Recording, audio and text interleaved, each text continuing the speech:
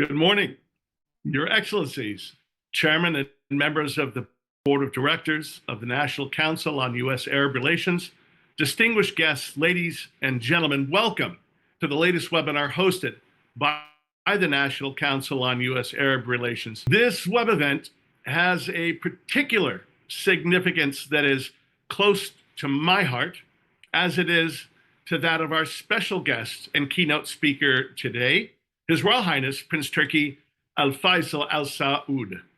Together, we will join you all today as we are the two grandchildren of the two exceptional leaders who once met on the Great Bitter Lake and planned for a long and prosperous relationship between the two nations, the United States of America and the Kingdom of Saudi Arabia. We have a packed agenda for you all this morning, so I will begin by formally introducing my friend, and at this point feeling that he's more of an extended family member, and our keynote speaker, today's proceedings, His Royal Highness Prince Turki Al Faisal. Prince Turki was born in February of 1945 in Makkah, Saudi Arabia. He began his schooling at the Taif Model Elementary and Intermediate School. In 1963, he graduated from the Lawrenceville School in Lawrenceville, New Jersey. He subsequently pursued an undergraduate degree at Georgetown University right here in Washington, D.C. Prince Turki was appointed as an advisor in the royal court in 1973. From 1977 to 2001, he served as director of the General Intelligence Directorate, or GID. It's the kingdom's main foreign intelligence service. In 2002, he was appointed ambassador to the United Kingdom and Republic of Ireland by the custodian of the two holy mosques, King Fahd bin Abdulaziz. In 2005, Prince Turki was appointed ambassador to the United States in July of 2005. He presented a copy of his credentials to then Secretary of State Condoleezza Rice in New York City in 2005. Later that year, he presented his credentials to President George W. Bush at the White House on December 2nd, 2005. He served as ambassador to the United States until February 2007. His Royal Highness is involved in a number of cultural and social activities. He is one of the founders of the King Faisal Foundation and is the chairman of the King Faisal Center for Research and Islamic Studies in Riyadh. He is also the chair of the C100 group, which has been affiliated with the World Economic Forum since 2003. Without further ado, my dear friend, extended family member, His Royal Highness Prince Turki Al Faisal Al Saud. Mr. Roosevelt, it's a pleasure to be with you today on this auspicious occasion of celebrating the meeting of those two great men you mentioned, the late President Roosevelt and the late King Abdulaziz. I will begin, if you don't mind, by referring to a letter sent to President Roosevelt by Mr. Charles Crane, who was famous for being a member of the King Crane Commission, which had been appointed as advisor to President Wilson after the First World War to see what can be done with the Middle East after the breakup of the Ottoman Empire. Mr. Crane visited King Abdulaziz in 1931, and I guess we can say the month of February was an auspicious month because that's when he met with King Abdulaziz and spent a whole week with him, talking and engaging. And it was through that talk that finally Mr. Crane sent a geologist of one of his companies to look for water in the Arabian Peninsula. And reporting back to the king after 6 months of looking everywhere in the kingdom and telling the king, Your Majesty, there is not much water resources in your kingdom, but there might be oil. And from that thing forward, he had been connected with the Rockefeller family, so their engagement with oil became the important event that brought Saudi Arabia and the United States together. Mr. Crane's letter to President Roosevelt was in 1939. And in it, he says to President Roosevelt, I heard that you are interested in Ibn Saud. And he describes King Abdulaziz like this. He says, he is the most important man who has appeared in Arabia since the time of Muhammad. Is severely orthodox, manages his affairs and his life and his government as nearly as possible as Muhammad would have done. He goes on to say, he has always been guided by the old desert doctrine of Hilm, which Muhammad emphasized so much, of doing everything possible in the most affectionate manner to reconcile his enemies once he had conquered them. In speaking to him once, this is Crane about King Abdulaziz, in speaking to him once about that method of treating his former enemies and their attitude towards him, he said there was nothing in his whole life that he was more careful about than his efforts to reconcile them and make them as happy as possible. An entirely different spirit than that dominating the Treaty of Versailles. Orthodox Muslims could show European Christians how to make a real peace if European Christians were capable of absorbing them. Anyway, finally, Mr. Roosevelt, at the Yalta meeting with Churchill and Stalin, it refers to in my letter that you saw published recently, Stalin turns to Mr. Roosevelt and says, what are you going to take to Ibn Saud? And Mr. Roosevelt tells him, I will take him 6 million Jews. This is something that became very important in the discussion between King Abdulaziz and President Roosevelt when they met in the Gulf of Suez. However, this is, I'm taking this from the memorandum of conversation between the King of Saudi Arabia and President Roosevelt on February 14th, 1945. These are from official documents, American documents. It says, His Majesty then expounded the case of the Arabs and their legitimate rights in their land and stated that the Arabs and Jews would never cooperate, neither in Palestine nor any other country. His Majesty called to attention to the increasing threat to the existence of the Arabs and the crisis which has resulted from continued Jewish immigration and the purchase of land by the Jews. His Majesty further stated that the Arabs would choose to die rather than yield their lands to the Jews. His Majesty stated that the hope of the Arabs is based upon the word of honor of the allies, and upon the well-known love of justice of the United States and upon the expectation that the United States will support them. The President replied that he wished to assure His Majesty that he would do nothing to assist the Jews against the Arabs and would make no move hostile to the Arab people. He reminded His Majesty that it is impossible to prevent speeches and resolutions in Congress or in the press which may be made on any subject. His reassurances concerned his own future policy as Chief Executive of the United States government. In a letter that the President sent to King Abdulaziz after that meeting and after he returned to Washington on April 5th, 1945, Mr. Roosevelt states, Your Majesty, I will recall that on previous occasions, I communicated to you the attitude of the American government to Palestine and made clear our desire that no decision be taken with respect to the basic situation in that country without full consultation with both Arabs and Jews.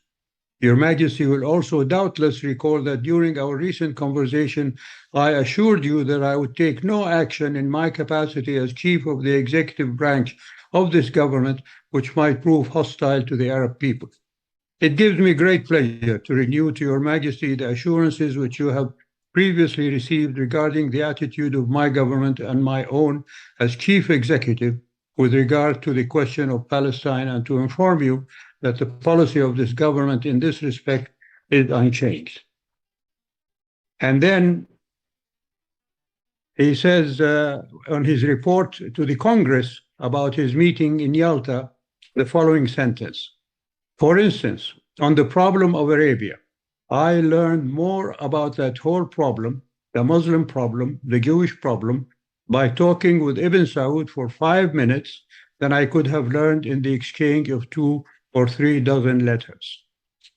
Unfortunately, of course, as we know, and history stands a judge to that, when Mr. Truman became president, all of those assurances were no longer held. Mr. Truman says it took the position, meaning the United States, to which it still adheres, that these people should be prepared for self-government and also that a national home for the Jewish people should be established in Palestine. I am happy to note that most of the liberated people are now citizens of independent countries. Of course, he does not mention Palestine. And then he goes on to say, with regard to the possibility envisaged by Your Majesty that force and violence may be used by Jews in aggressive schemes against the neighboring Arab countries, I can assure you that this government stands opposed to aggression of any kind or to the employment of terrorism for political purposes. I may add, moreover, that I am convinced that responsible Jewish leaders do not contemplate a policy of aggression against the Arab tribes adjacent to Palestine. Well, I don't think that pretty much held to according to Mr. Truman's promise. Anyway, he ends by saying it may be well to recall here that in the past, this government, meaning the US government, in outlining its attitude on Palestine, has given assurances that it would not take any action which might prove hostile to the Arab people, and also that, in its view, there should be no decision with respect to the basic situation in Palestine without prior consultation with both Arab and Jews. He says, I do not consider that my urging of the admittance of a considerable number of displaced Jews into Palestine or my statement with regard to the solution of the problem of Palestine in any sense represent an hostile action to the Arab people. Alas, as you see today, had some of those decisions been implemented according to Mr. Roosevelt's wishes, we would not be in the situation we are in today.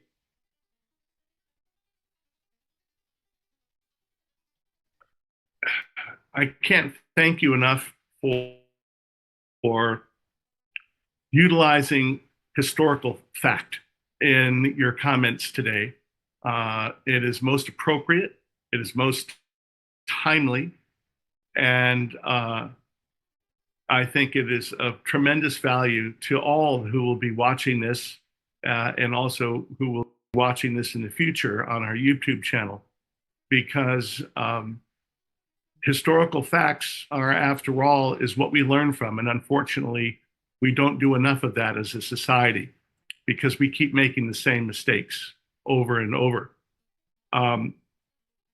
We are a little bit ahead of schedule, but I would like to comment that it's always interesting to hear the kind of the behind the scene story of what happened in conversations between Stalin, Churchill, Roosevelt, and I would venture to say and suggest that at some point it might be fascinating to do a completely different follow-up webinar to this, Your Royal Highness, where you and I can just tell family stories about that meeting that aren't in the official documentation of Colonel William Eddy and others who documented this, because there's so much behind this that really brings it to a more of a family type of discussion about all of the wonderful things that happened that created that bond between the two men, which allowed them to create the foundation that we still very much want to work off of today and grow from that foundation. And like all families, at times when family members behave poorly, we work it out as families. And I'm hoping that if nothing else, the politicians set aside, that we can keep our conversations going to continue to keep that conversation alive, because without that, then we truly lose. So I thank you for your remarks. as always. And they were always profound. And we just keep learning a little bit more about the historic and long-standing relationship between our two countries, and more so about our two families. Now, I'd just like to introduce Dr. Naila Swale over here. She's been a constant help to me, and she works in the Saudi embassy, and you all know her. Oh, yeah. And on my right-hand side, my good friend from college days, he was with me at Georgetown, Gustavo de los Reyes, originally from Cuba, but now hoping to get the U.S. citizenship. And I wish him all of the luck on that. Well, Salvador, great to see you, Dr. Naila. As always, our love to you and to you, Salvador. Look, if it would help, Jan and I are happy to start adoption processes for you to get that citizenship before it's not possible to do that. So we'll talk offline and see if we can get that going. Okay, now let's keep rolling. This is wonderful. I would like to now turn our program over to Dr. William Lawrence. Dr. William Lawrence is new to the National Council.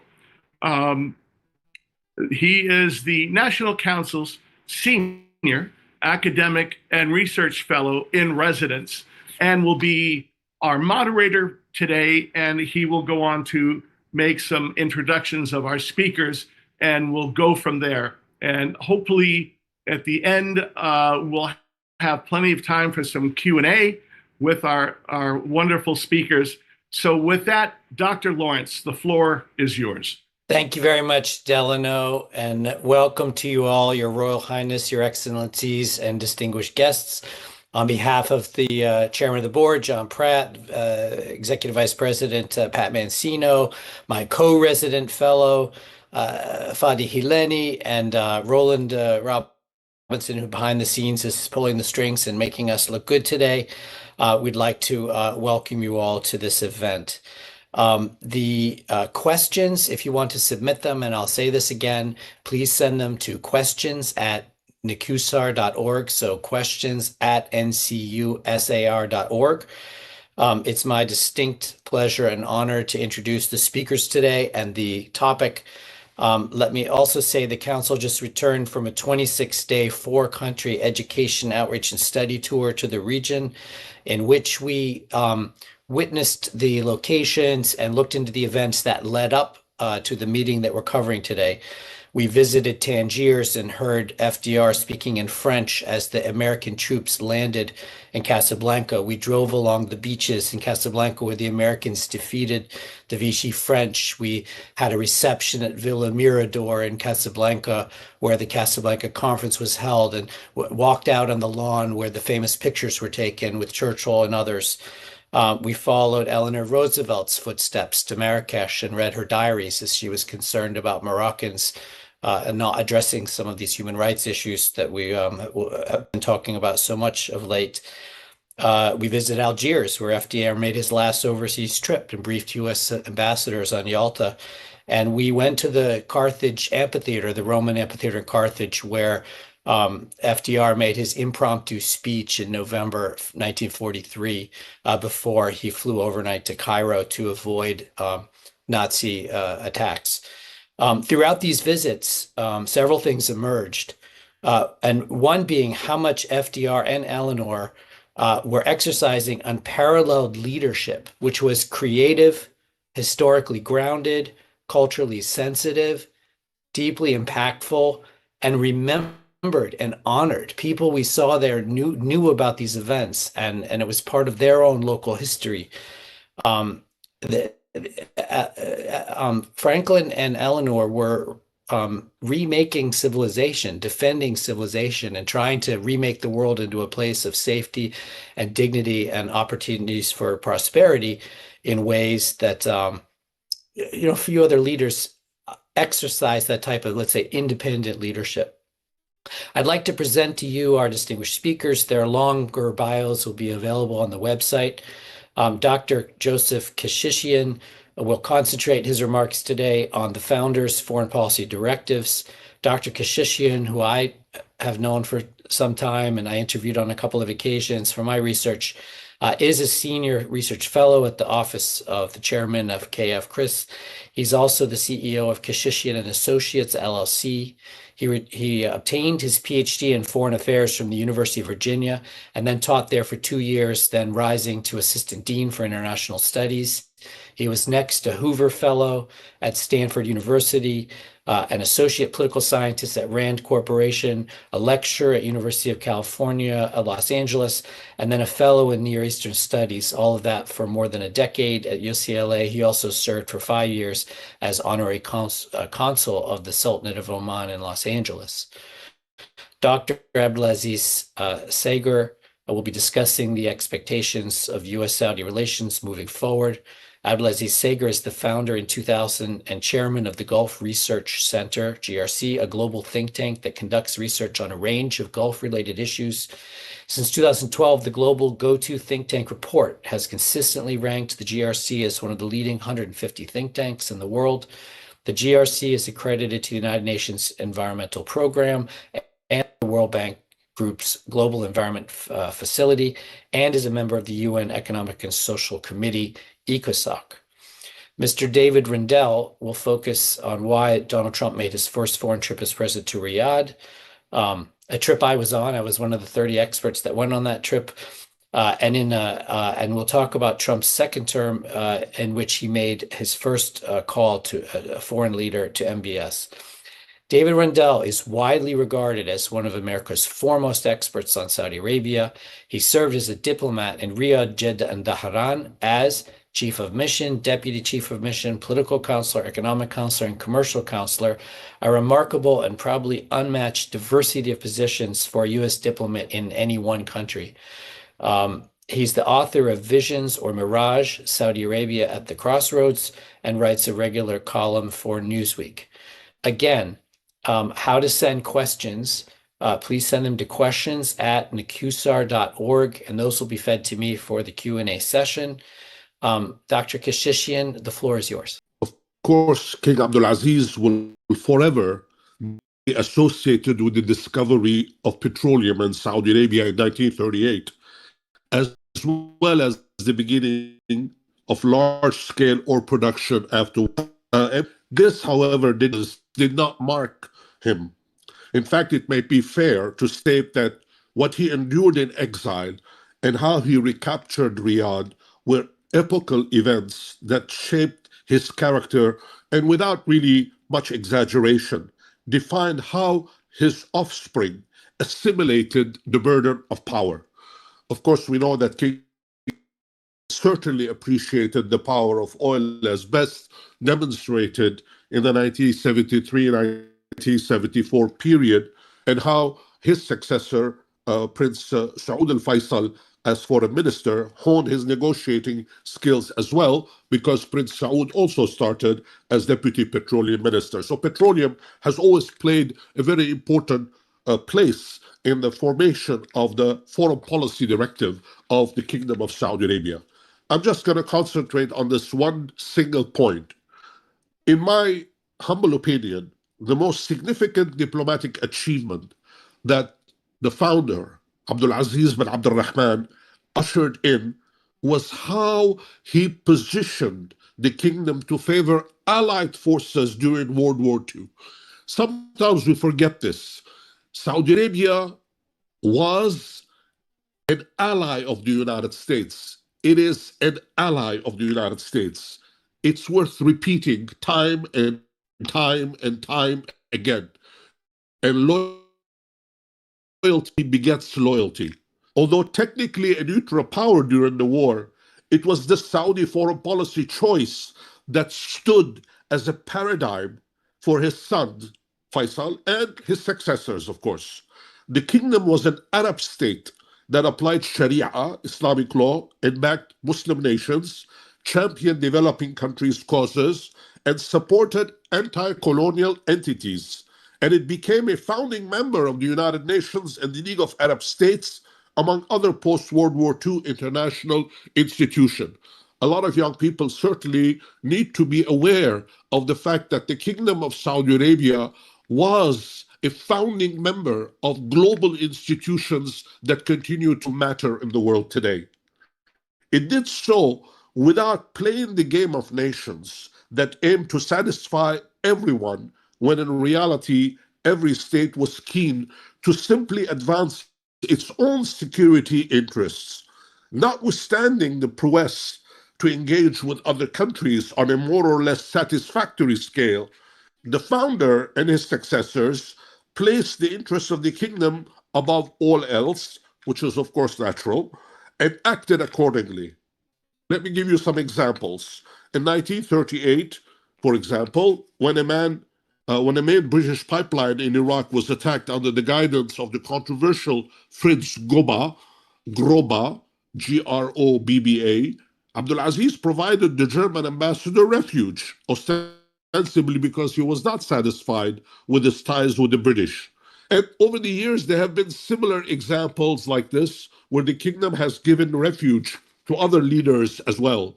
Beyond extending the refugee mat to many, Abdulaziz and his successors kept contact with thousands of global personalities. Of course, we are commemorating one of the most important relationships today, which both Mr. Roosevelt and Prince Turki discussed in some detail, the famous 14 February 1945 meeting at the Great Bitter Lake in the Suez Canal on board the USS Quincy.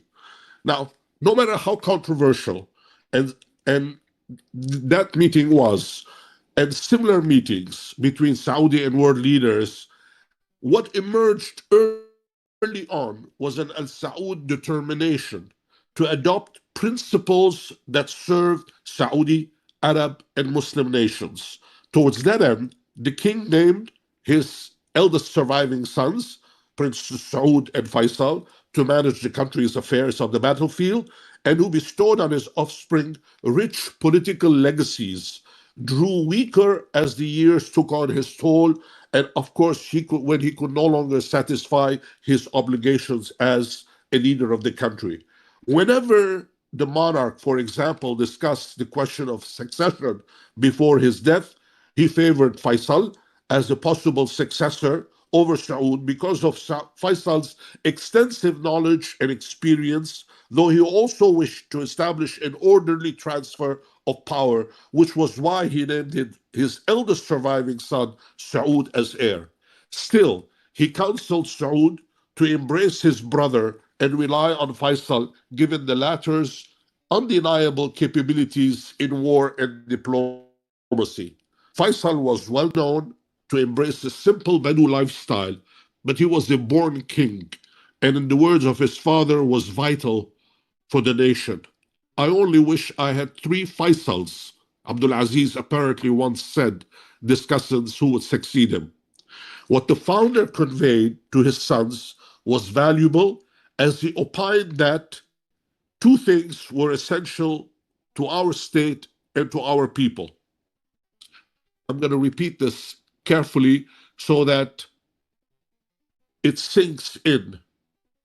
2 things were essential to our state and to our people: religion and the rights inherited from our fathers. Of course, he perceived the British to be his friends, but added that he would walk with them only so far as my religion and honor will allow. Americans, whom the monarch favored on account of their alleged anti-colonial policies, fared better than the British. Starting in 1947, Abdulaziz welcomed invitations to work with the World Bank on development initiatives and was at ease to do business with and be indebted to the United States instead of other countries and international agencies. These were the positions of a wise leader who was a doer above all else, and who advised his offspring to apply them when their turns came to rule. He knew that they would avoid what was not in Saudi interests and embrace what could be beneficial. In fact, Abdulaziz was neither pro or anti anyone or anything. He was pro-Saudi, which was what he bestowed over his successors, onto his successors. Something that Faisal, Khalid, Fahad, Abdullah, and King Salman practice with assiduousness. And this is bound to continue, a legacy that is unique. And I will just end by stating in a very simple way, a scholarly belief, even though I have no proof for this, that people like Abdulaziz come around in a country every 500 to 1,000 years. The kingdom was lucky indeed. Thank you for giving me the opportunity. Thank you, Dr. Keshishian, for those pithy and really interesting remarks. And I'm sure we'll have a lot to discuss in a few moments. Mr. Sanger, Dr. Sager, sorry. Dr. Sager will be going next and fast forward us, I think, a little bit into the present, which is much of the discussion today as we shift back and forth between the present and the past and see what lessons we can draw. Dr. Sager. Yes, sir. Good morning, good evening. Depends wherever you are in the world, but great honor to be with the National Council today and with this distinguished panelist. And I've known Dr. John Duke Anthony in 1982, the first time I met with him in Washington. And the relation have continued to be, so my best regard to him and to all the board of management and trustee of the National Council. Well, let me move forward. You know, when I listened to what His Royal Highness Prince Turki Faisal said and what Dr. Keshishian talked about, how wonderful the historical relation between Saudi Arabia and the US, I start raising question, what happened since, President Obama, why did it change? And I think, I will raise the issue that we went through a period of, wondering, what's wrong with the US policy when it comes toward the region. President Obama came up with his promise at that time, the red line in Syria, and that red line in Syria, he did not stick to what he said at that time. But we have seen the Russian instead being present in Syria after they have left it for a long time. President Trump, he came, and there was many issues, for us was a big concern at that time. And I think including moving the capital, moving the embassy, to Jerusalem, agreeing to, to give part of the Golan or endorsing the Golan to the Israeli, not responding to the attack we had on the critical oil facility at that time. So we were wondering, is he the president that promised to have the best relation with Saudi Arabia, and Saudi were committed to everything? And then we had President Biden. President Biden, he did recognize the two-state solution. He was open toward finding a solution. Unfortunately, when we see what have happened since 7th of October, and I'm sure in Saudi Arabia, people, they misunderstand sometimes. They think there is no public opinion. I think there is a public opinion and there is a public position where people, do express their feeling and what do they think. I don't think there is a Western nation closer to the Saudi people more than the US nation. So people to people, we have a wonderful relation. We have the best relation to the people. Hundreds of thousands of students have been in the US universities and have studied there, and they learn a lot, from that one. Business-wise, we used to be the main supplier for the US energy market. Now, US have, find their own energy sources, but still we have a $30 billion a year business between Saudi Arabia and the US. So that side we're not questioning. What I'm looking today at is if President Trump still calls Saudi Arabia his alliances, what he's talking about and what he's presenting today does not really match that sort of direction of alliances. Alliances is a partnership. You need to respect your partner and you need to look at what do they have and what is their concern. And I don't think any king in Saudi Arabia, since the founder, King Abdulaziz, until today, did not mention about the right of the Palestinian as, or the Palestinian issue as being the mother of all cases, as Prince Saud al-Faisal used to call it. Now, if we look at this situation today, I always wonder, because the US were founded on the right of determination after the Civil War in 1767 at that time. And then when I read history and I look at what President Woodrow Wilson in 1918, issue his 14 points, one of it was the right of determination. Right of determination was giving to the Israeli to create their country in 1948. But at the same time, nobody is considering the right of determination for the Palestinian today.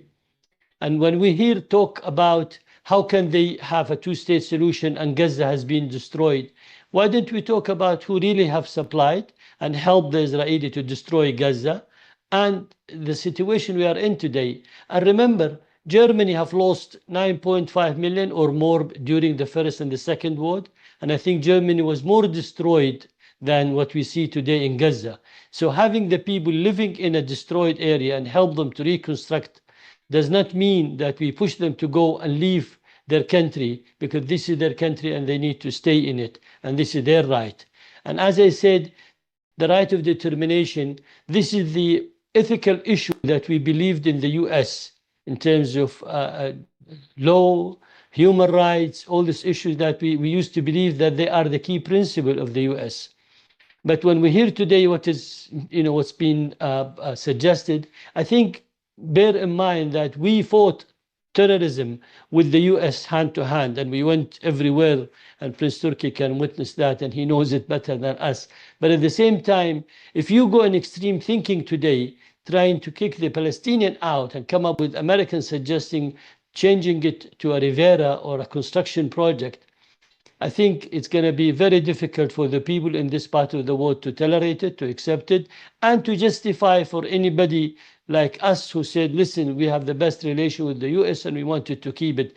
And this will only produce an extreme. We're going to see the jihadi Islamist back because of such an attitude like this. So our expectation from the US administration and the US people is really to help by getting to a solution to the region, because we both have a common interest, the US and Saudi Arabia, to have security, stability, prosperity in the region, and to have it as a Middle East here. And we have been a very loyal friend to the US, by the way. I just reminded some people today, I said in 2008, after the subprime, Saudi Arabia, and I met at that time with Secretary Gardner when he was Secretary of the Treasury Department, and I emphasized on 4 key issues. I said Saudi Arabia never changed the pricing of their commodity from dollar to any other currency.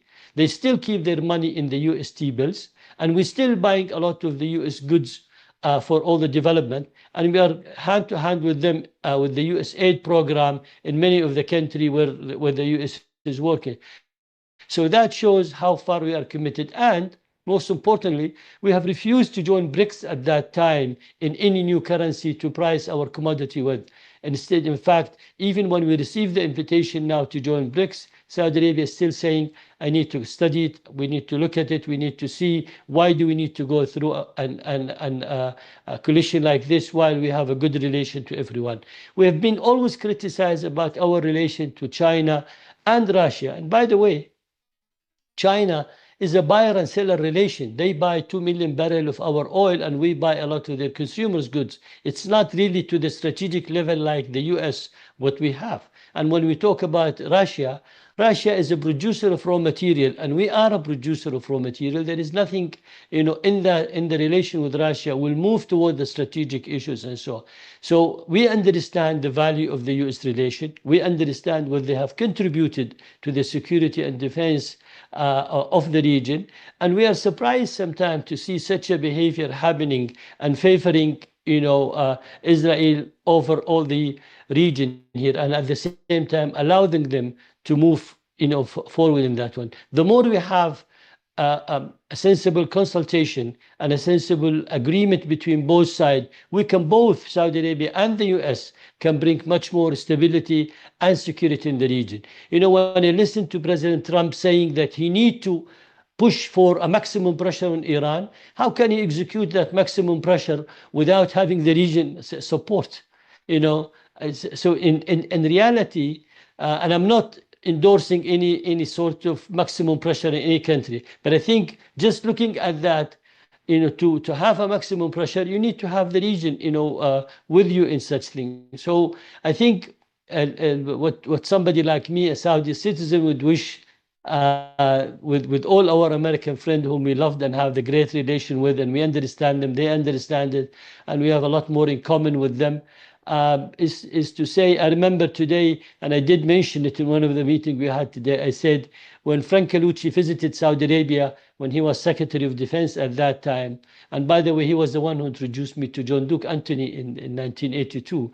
So he said to King Fahd, he said, I was at the Fifth Fleet at the Red Sea, at the Gulf, and the temperature there close to the engine was 60 degrees. We know how important Saudi Arabia for us, and we know what do we need to do for Saudi Arabia. That sort of commitment of a regional security, you know, we still would love to see it continuing, because this is the strong relation that we have between both sides. I'll be happy to stop here if you want me, sir. And, you know, I can take any question that you would like, but what a great honor to be with His Royal Highness today and all the other distinguished speakers. Thank you very much. Remarks, and I know there's a lot of sympathy in this event today, and among our participants to the points you expressed. Let's go next to Mr. David Rundle, and to continue the conversation and squaring it around the Trump administration.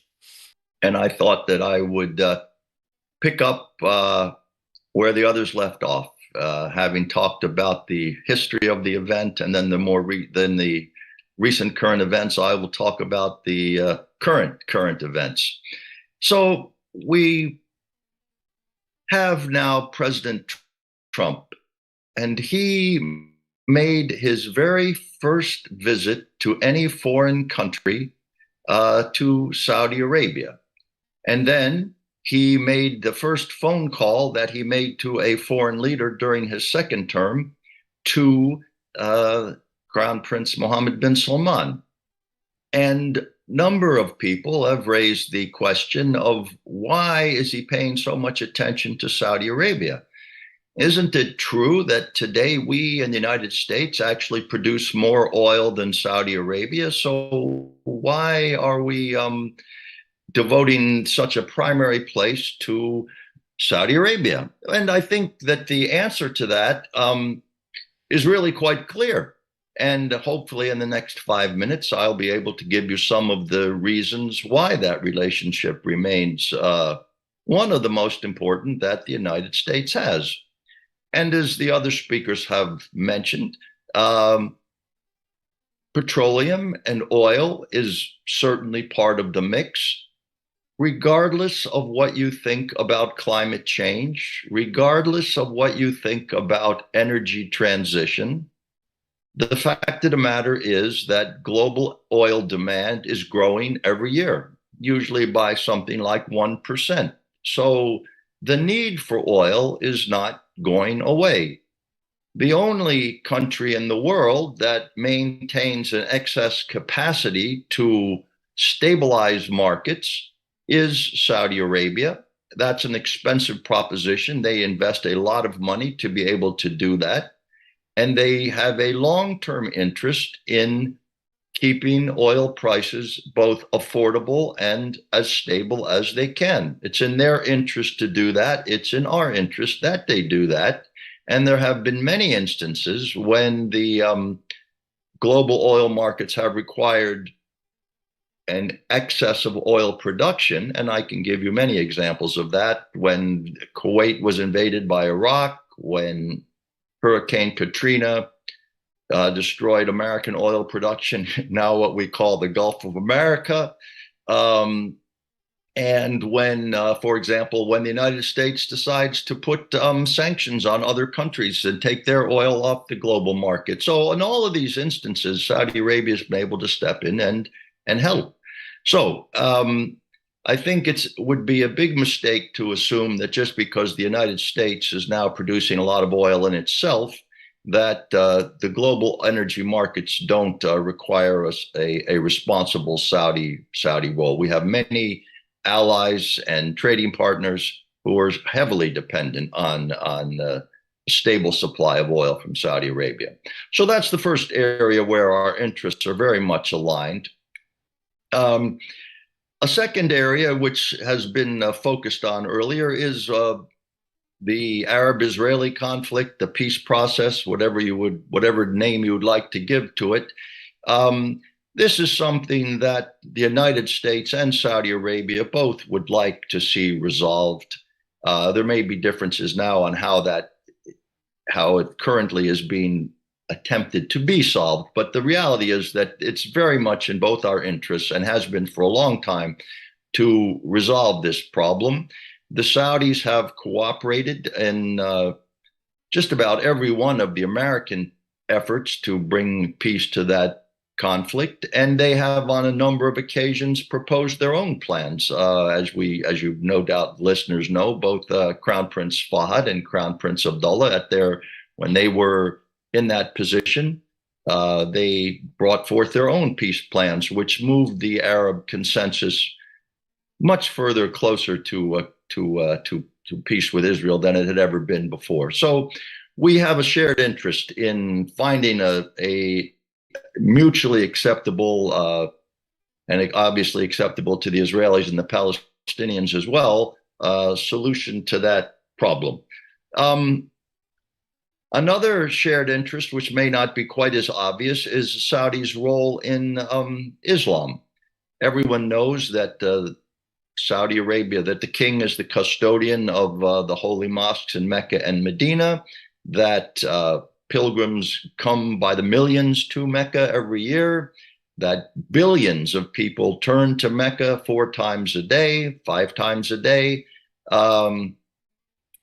And so what is said there and what is preached there is important. And that's amplified by the fact that Saudi Arabia has the leadership of the Organization of Islamic Cooperation, the Islamic Development Bank, the Muslim World League. These are headquartered in Saudi Arabia. So Saudi Arabia plays a very important role in the tone and the message of global Islam. And I think we know that that message at times and in different places can be not tolerant, not moderate, that there are voices in the Islamic world which do preach violence. And the fact that that Saudis have experienced that themselves. We had Al-Qaeda having a rampaging insurrection in Saudi Arabia for 4 years in the early part of this century. And hundreds of Saudi policemen fighting and many dying to put down Al-Qaeda in Saudi Arabia. So their misuse of Islam is a danger to everybody. And the shared interest we have is in that what the Saudis have done really quite exemplary in trying to make a moderate voice of Islam for many years. And then I would say a final area where we have a shared interest is in the security of the region as a whole, not just the peace process. And the Saudis have frequently tried to stabilize things in Lebanon or Yemen or Syria and different places. But they also have had a cooperation with the United States in many of our efforts to do that. And Operation Desert Storm in Kuwait or in Afghanistan, where we were both attempting to liberate that country from the Soviets. These are the most obvious examples, but there were many others. And we also have the defense relationship in terms of military training and equipment. And I read recently someone talking in the news, he used the word, he said, the United States is showering weapons on Saudi Arabia. And I thought, really, this person is quite ignorant or naive. I mean, showering is not the right word. I mean, unlike many countries that obtain American weapons, the Saudis pay cash for these weapons.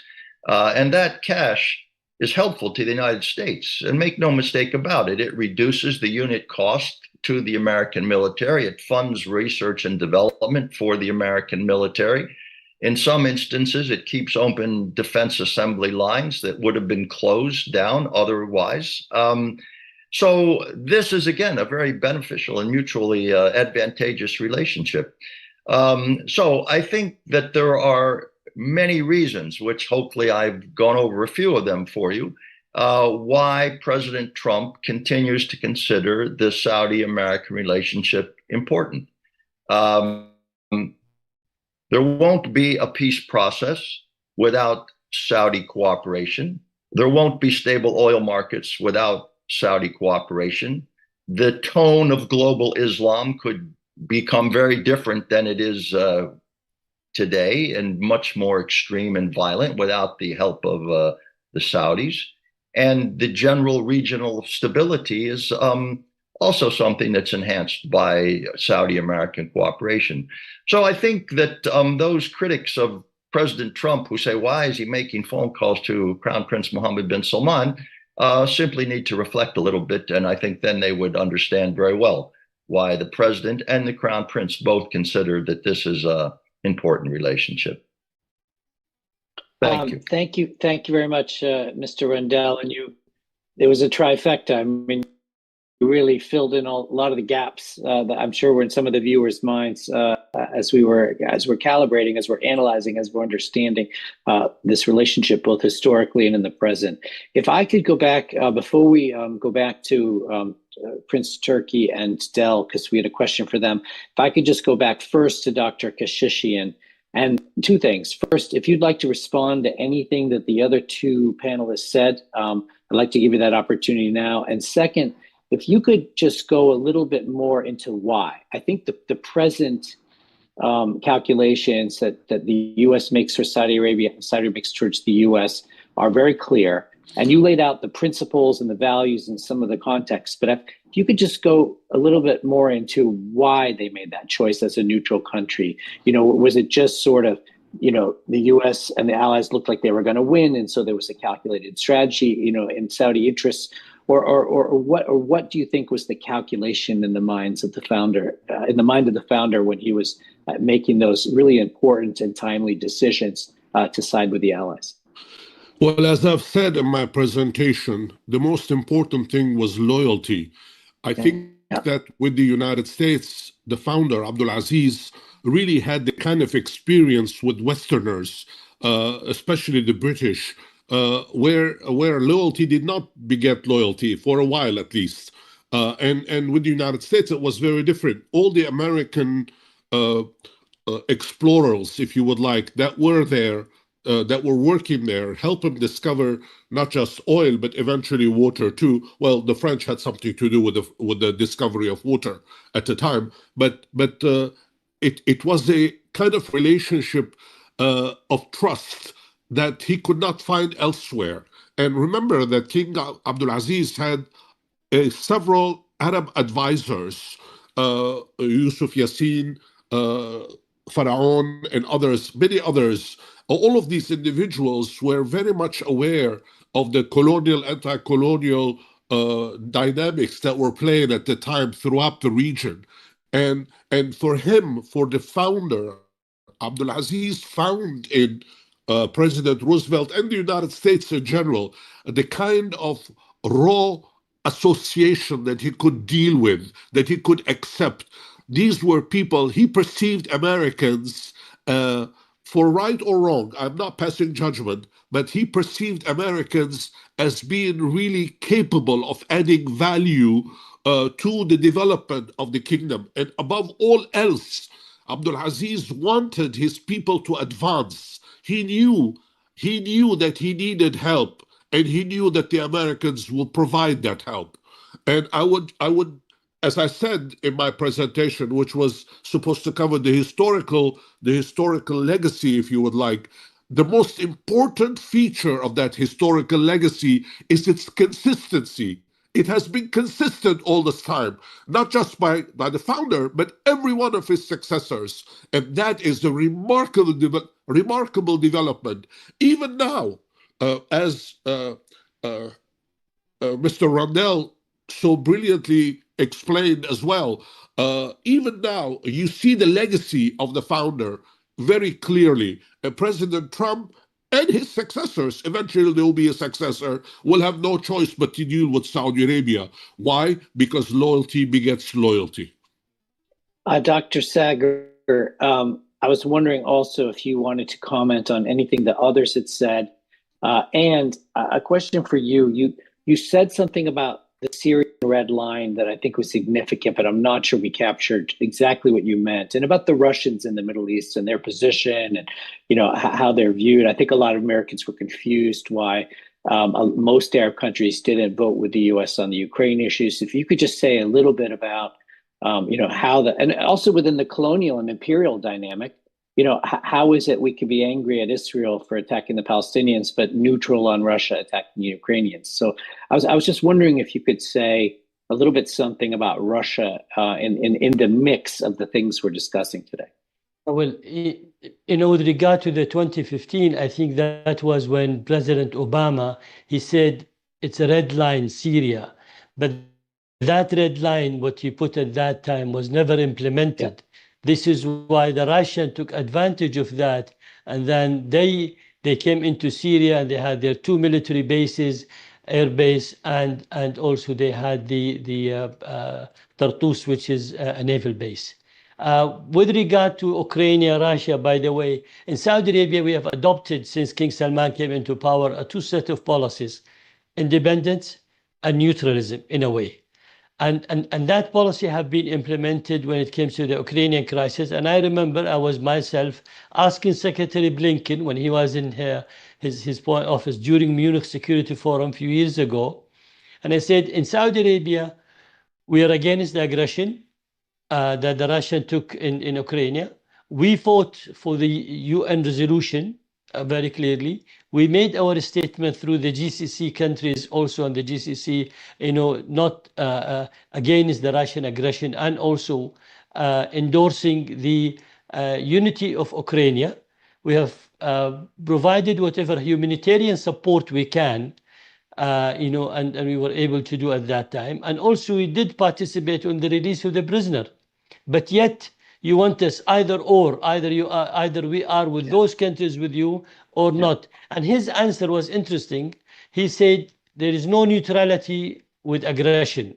I wish he remembered what he said when he went to Israel and endorsed what the Israeli did against the Palestinian with such an aggression, getting, you know, all these thousands of people have been killed at that time. So I think our relation to Russia, it's not, you know, we're trying. In fact, it was President Trump who brought Russia to the OPEC Plus. You know, we should not forget that.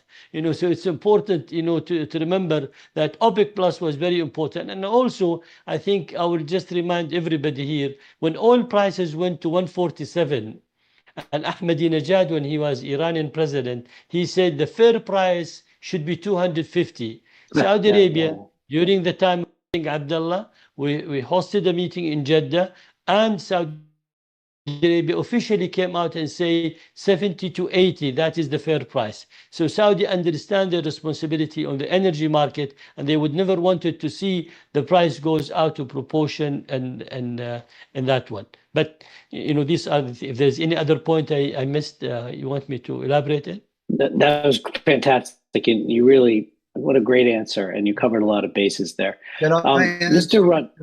Yeah. So, Mr. Rundell, so first, I welcome you to comment on all of the comments, the first set and the second set.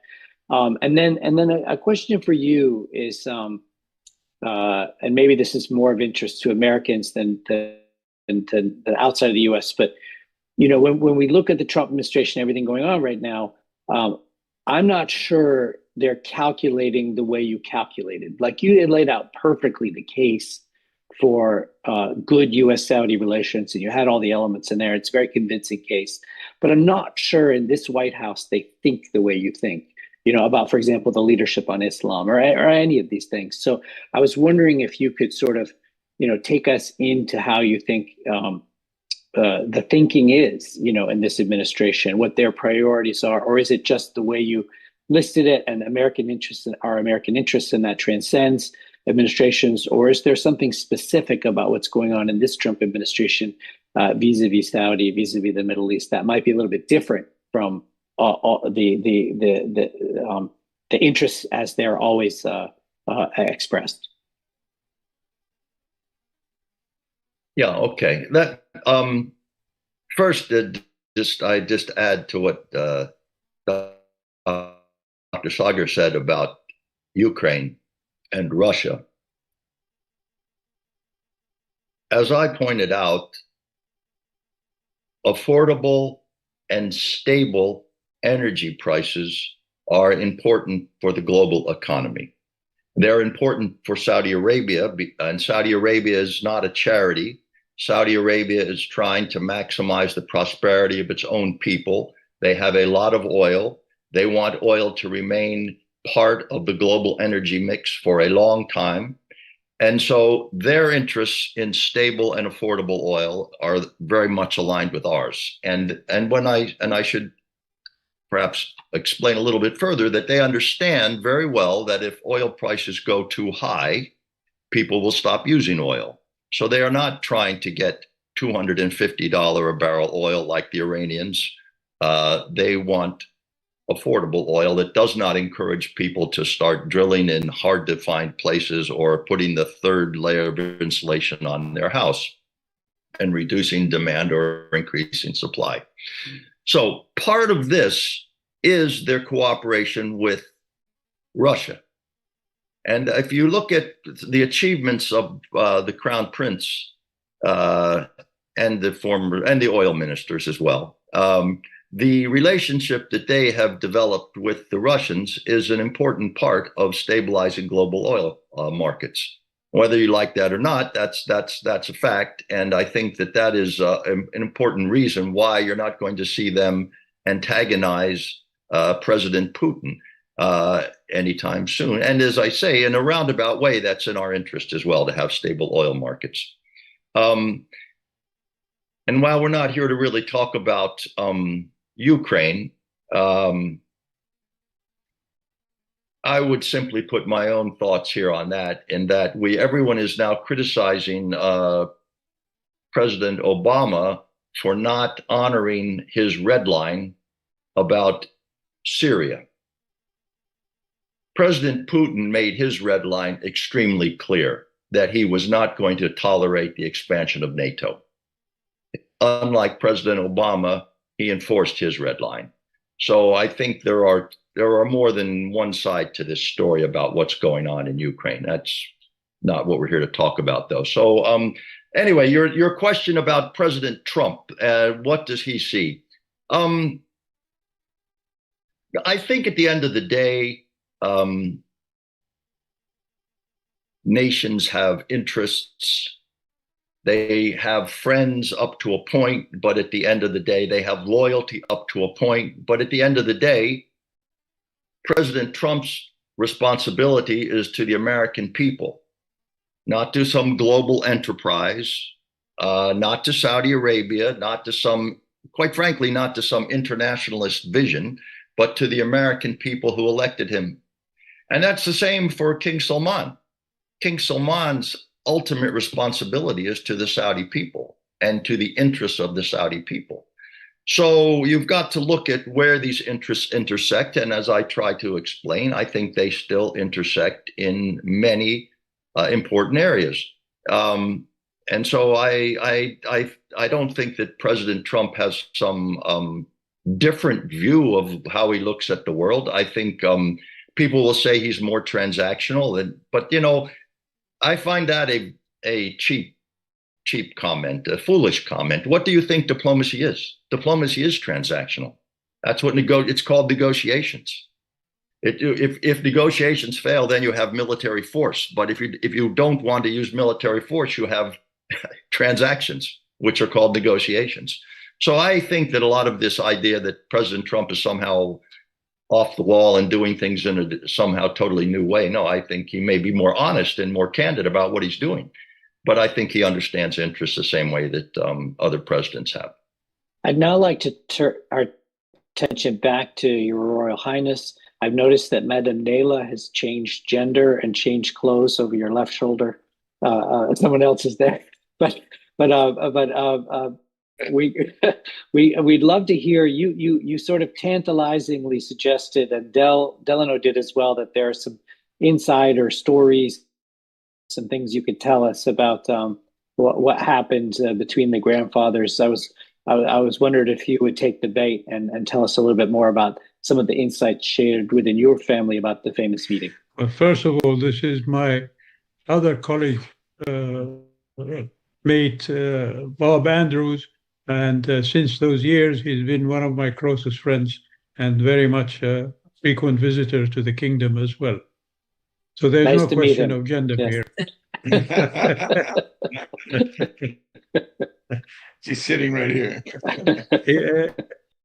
If I may, I would just like to make a comment about Mr. Trump and his idea of developing Gaza. I wish Mr. Trump had coordinated with his friends in our part of the world how he wants to go about that. And there could have been suggestions made to him to make his proposal acceptance. Well, this is what they've been done to since 1948, and I would say, dare say, even before that. It's not going to solve the problem.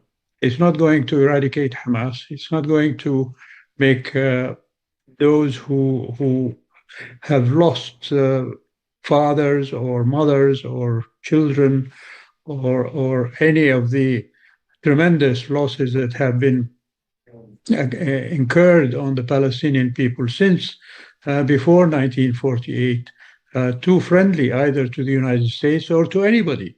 So he could have coordinated and would have perhaps received suggestions that together, as Dr. Sagar said, when Europe was destroyed after the Second World War, the United States came up with a Marshall Plan and coordinated with the European leadership on how to rebuild in all of Europe without driving out the populations there. So I think it's a doable matter for the Palestinians to remain in Gaza and the West Bank and be developed and reconstructed after the devastation that they've suffered at the hands of the Israeli army and the Netanyahu government. So that is something I think that Mr. Trump should consider to go forward. And I'm sure leaders like King Abdullah of Jordan will be discussing these points with the president when they meet with him. Now, as far as anecdotes is concerned, I told you about the anecdote about the cook on the Quincy, where King Abdulaziz was staying when President Roosevelt hosted him on the USS Quincy in the Gulf of Suez. The king liked the cooking of the then cook of the ship, that he asked Mr. Roosevelt if when he left he could leave behind that cook in order to continue to provide the tasteful and tasty food to himself. And it was the first time that the king tasted apple pie. And so, and by the way, before he decided to eat the apple pie, he made his chief advisor, Sheikh Yusuf Yassin, to taste it first, to see if it was palatable or not. But Sheikh Yusuf Yassin liked it so much, he recommended it to King Abdulaziz, and King Abdulaziz subsequently liked it as well. So this is just one of the anecdotes that we hear about it. Another anecdote about me, because I was born the day after that meeting on February 15th. When my late father telegrammed to the king that he had gotten a son, the king told him, "Don't name him yet. I want to name him." And so the custom in Arab and perhaps Muslim practice is to name the new babies 7 days after the birth. But I had to wait 2 more days for the king to come back in order to give me my name. So that is another anecdote I think that people don't know about. Other than that, when the late king was going to meet with Mr. Roosevelt, he didn't tell anybody other than his closest advisors that this is what he was doing. So when he left and he had a daily schedule that to keep in the kingdom that people were accustomed to, an open majlis and an open lunch service for people, etc. Anybody could come in and share his table, etc. And so people started missing those days because he was away, and nobody knew that he was going to go away. So people became very frantic and concerned and afraid that something had happened to him, that he had been, of course, there were people who started saying, he's been kidnapped, or somebody had done him in, if you like, in that parlance. But so when he came back after, I think it was 2 weeks that he was absent from the kingdom, the huge sigh of relief that was expressed by everybody, and spontaneous demonstrations of delight that he was back, with dancing and music and banquets laid out in all of the neighborhoods of the city.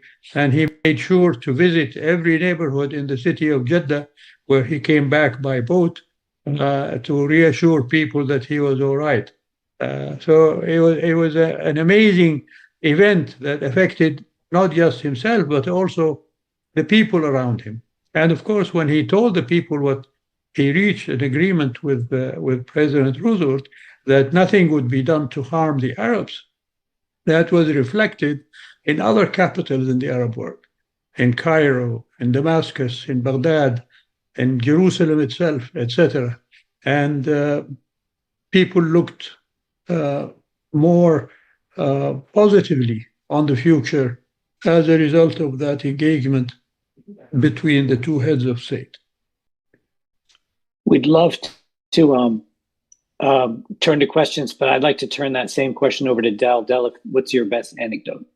Well, Dr. Lawrence, thank you. Just to go back on what His Royal Highness was referring to is for the sake of our viewers and our guests and friends who are joining us today, the picture behind my head, as you can clearly see, my grandfather over here, His Majesty King Abdulaziz, and then this fellow, so you get my hands right, this fellow right here on one knee is a Marine by the name of Colonel William Eddy. And it was Colonel William Eddy's job to organize this entire meeting. And again, as His Royal Highness referred to, it was very secretive. And by the way, the cook is this Filipino gentleman right here in the white jacket that is also standing there waiting to receive directions from our two grandfathers. But yeah, it was in secrecy. And I think that one of my favorite anecdotes is, as His Royal Highness referred to, when King Abdulaziz came to Jeddah, it was in the dark of the night. And he came in on horseback. And of course, there was a lot of prior negotiating between Colonel William Eddy and the assistants that reported to King Abdulaziz. Things that they would talk about would be, well, the king would like to have his sons attend this meeting on board the USS Quincy. And so when Colonel Eddy inquired, okay, how many of his sons would like to attend? Well, all of them. And it was well in the hundreds. And he said, no, that's not going to happen. You have to pick 5, and they can accompany you. And of course, being that the king had to have his meals served in halal fashion, he had to take his livestock with him wherever he went, which included the USS Quincy, but actually the ship that FDR sent to port of Jeddah was the USS Murphy. So now the Murphy is in the port of Jeddah. The king and his entourage and his livestock and his sons and the entirety of his party. The sun was coming up over Jeddah. The Murphy was ready to go. Through the streets, the king was galloping on horseback with the entire entourage up a ramp onto the USS destroyer Murphy. And as Navy protocol happens, when somebody of that magnitude comes on board a ship, and I don't know if they've kept this to present day, they would fire off a volley out of the 12-inch gun to recognize someone of such great importance. Well, in this instance, the gun that they were going to fire the blank volley out of had been turned around and was unfortunately facing towards Jeddah. So, to recap, the king and his entourage running through the streets on horseback goes aboard the USS Murphy. And now you can imagine the citizens of Jeddah seeing all of this. And the gun goes off and off sails the ship, and like lightning through the city of Jeddah, it goes out. The Americans have just kidnapped our king. So it was quite pandemonium, and that was something that Colonel Eddy had to deal with and immediately, and then catch up to this meeting that lasted for about 20 hours on board the USS Quincy, where, as noted, these two men spoke of commerce, agriculture, oil, even air flight. His Majesty leaned in and asked, he said, "Franklin, what is it like to fly in an airplane?" Of course, I know of airplanes, but I've never flown in one.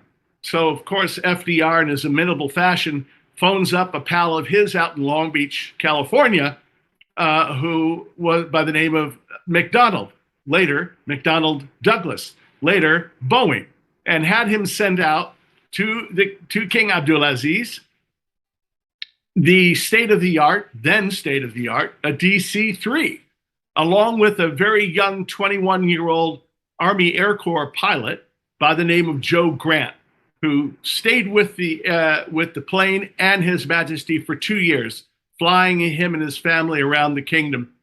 And whether or not this is complete speculation, whether or not it was in FDR's head that, if we send out a DC-3, maybe, just maybe, and this is the who knows, but subsequently His Majesty bought 10, maybe a dozen more of these DC-3s and started what is today, presently, Saudi Airlines. So there are numerous of these stories, but the thing that is most near and dear to my heart is just by looking at this picture up here behind me.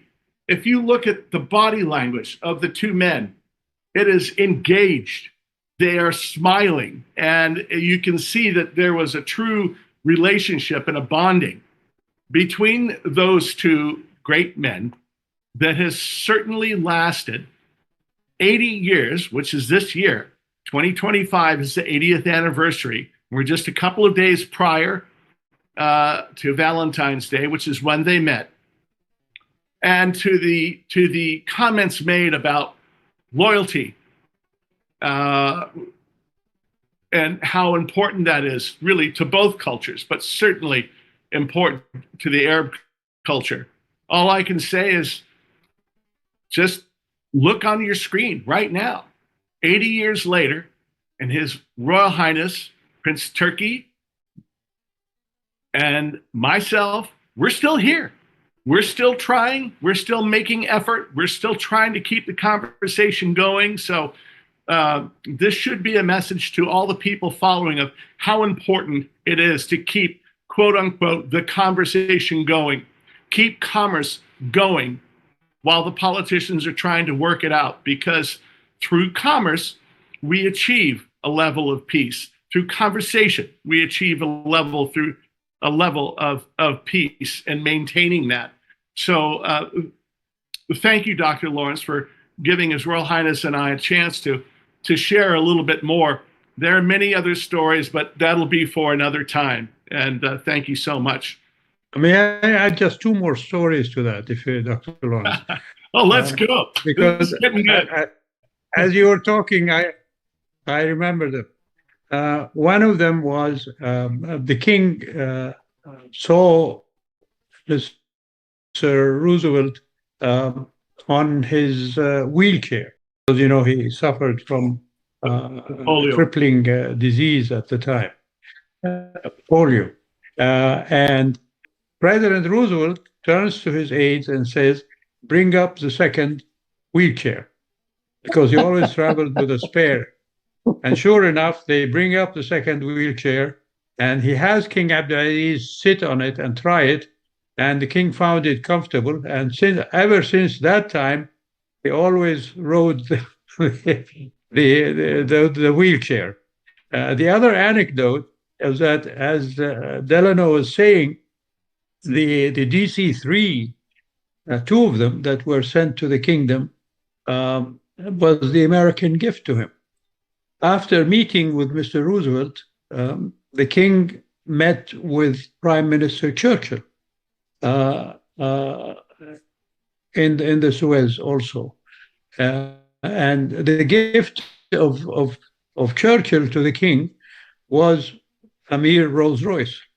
So you can see the difference between the magnanimity of one side and, if you like, the more simple or perhaps poorer relationship of the other great power at the time, which was Britain.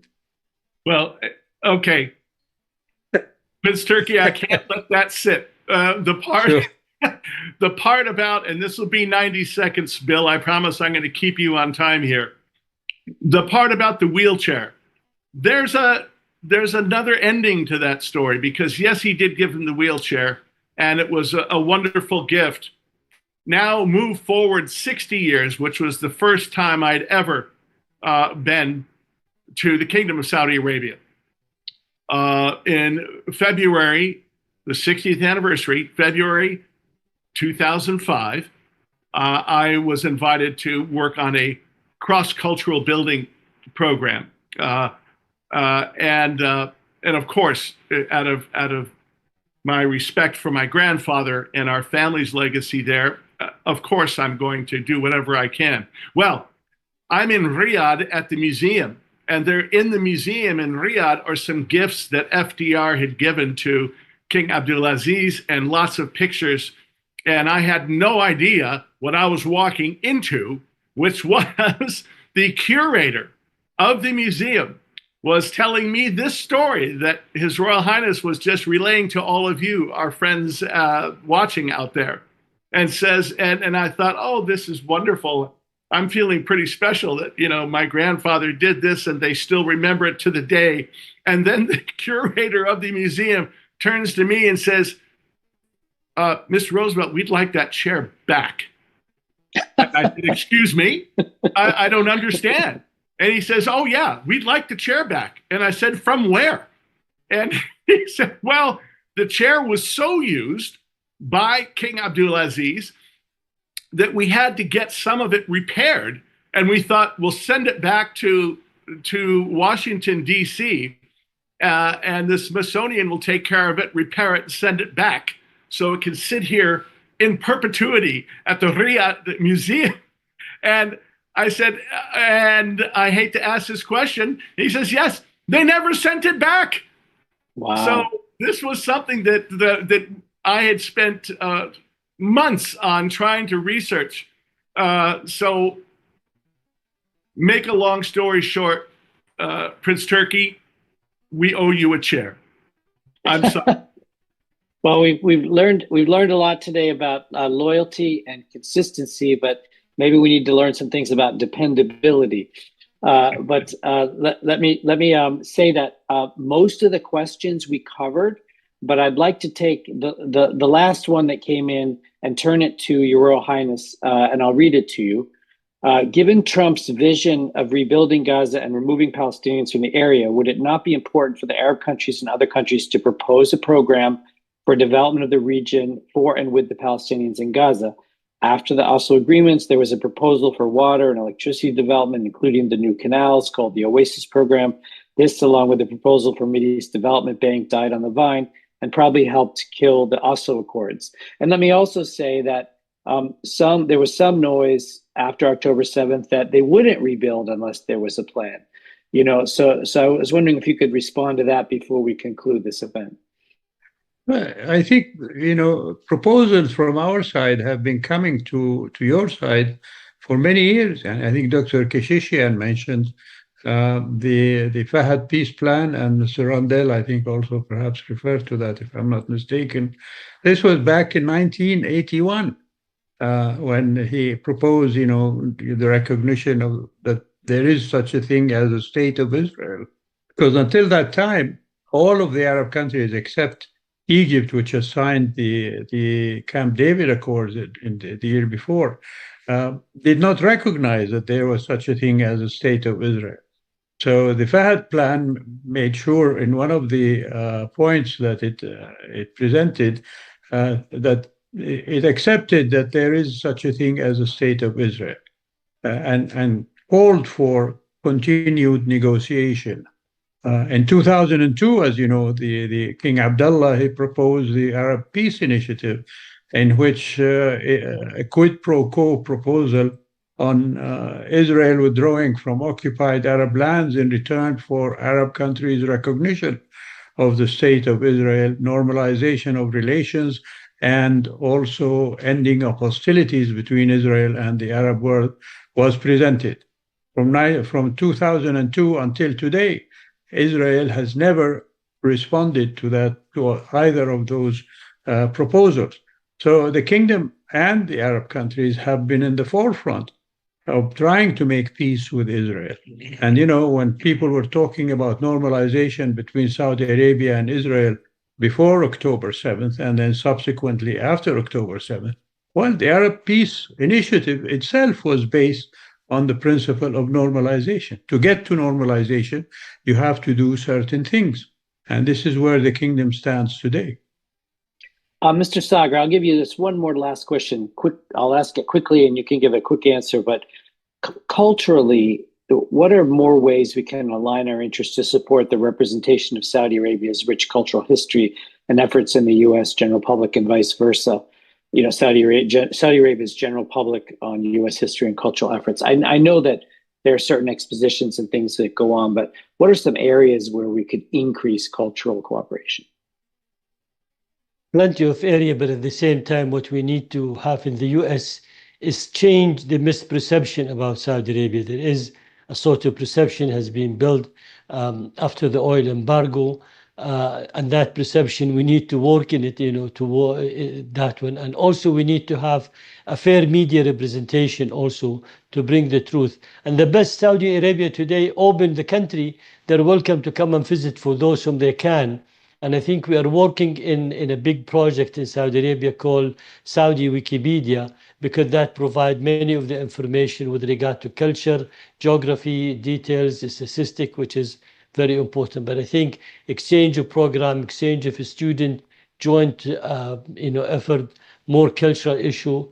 And I must admit, this effort from both sides, they're doing it, but it seems to be not enough. I'd like to thank all of the panelists again and turn the session back over to Delano for a concluding remark. Thank you, Dr. Lawrence. We greatly appreciate your moderating this. It was done wonderfully, succinctly, and great questions. This has been nothing less than an extraordinary panel. It's a splendid way to round out this webinar. To our moderator, to our venerable speakers, and lastly, but assuredly not least, to our treasured friend and keynote speaker, Prince Turki Al Faisal. Thank you.